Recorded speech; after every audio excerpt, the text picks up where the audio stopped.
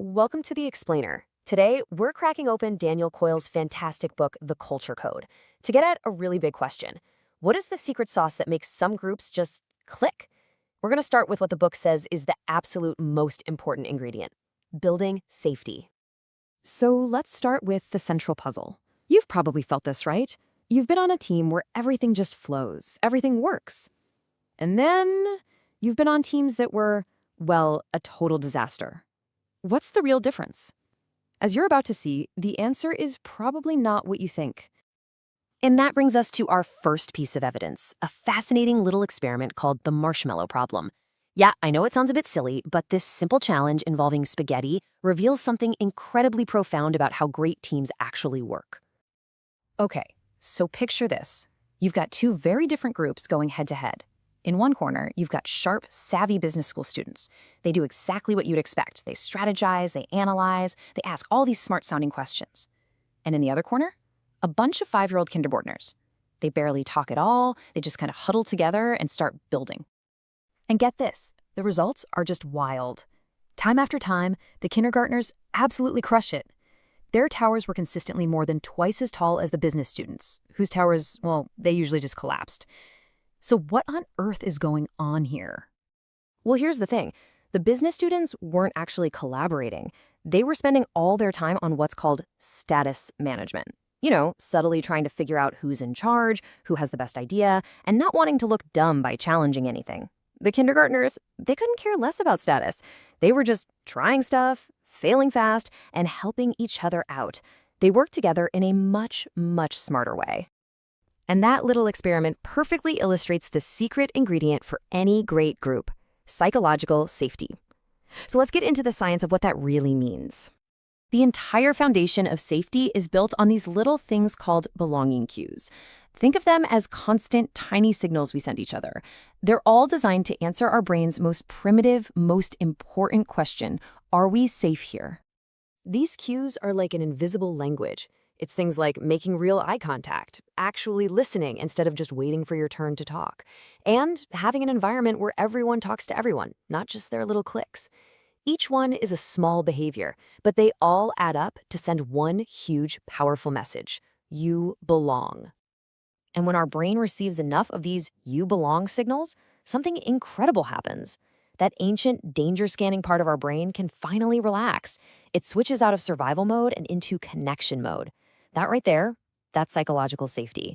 It's the bedrock where real collaboration and smart risk-taking can actually happen.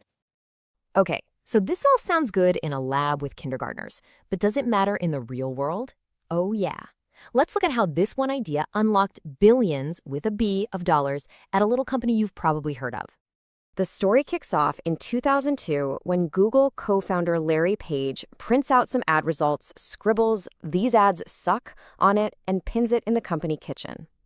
Now, in most companies, a note like that from the CEO would create total panic and finger-pointing.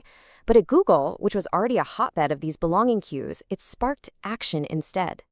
An engineer named Jeff Dean, who didn't even work on the ads team, sees the note. He wasn't asked, he wasn't ordered, but he spent his entire weekend, even pulled an all-nighter, just to build a fix.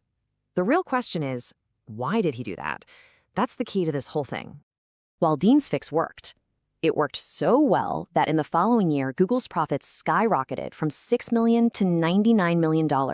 It fundamentally transformed the company. It was basically a billion-dollar weekend.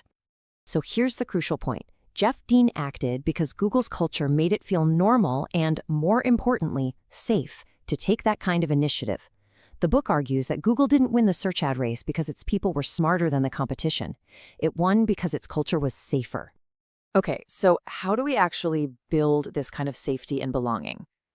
For our masterclass, let's turn to the legendary San Antonio Spurs coach Greg Popovich. Now, Popovich is a famously tough, demanding, often cranky coach. And yet he consistently creates the most cohesive, unselfish teams in all of sports. His teams are famous for overperforming, for winning way more games than the stats say they should. So how does he do it? One of his secrets is a technique that researchers call magical feedback. It's this simple 19-word phrase that has been shown to dramatically boost performance and effort. The key is that it's not about praise, it's about connection and belief. This phrase is so potent because it sends three powerful belonging cues all at once. First, it says, you are part of this group. Second, it says, this group is special. We have high standards. And third, it says, I believe you can reach those standards. It's connection, standards, and belief, all in one. All of this, the kindergartners, Google, Coach Pop, it all points to the book's single most important takeaway. We need to completely shift how we think about culture itself. We tend to think of culture as this fixed thing, like a company's personality. But Coyle defines it as an active, living thing. It's a set of relationships that are constantly being built and rebuilt every single day. And that is the ultimate takeaway. Great culture isn't something you are. It's something you do. It's not about fate or just hiring the right people.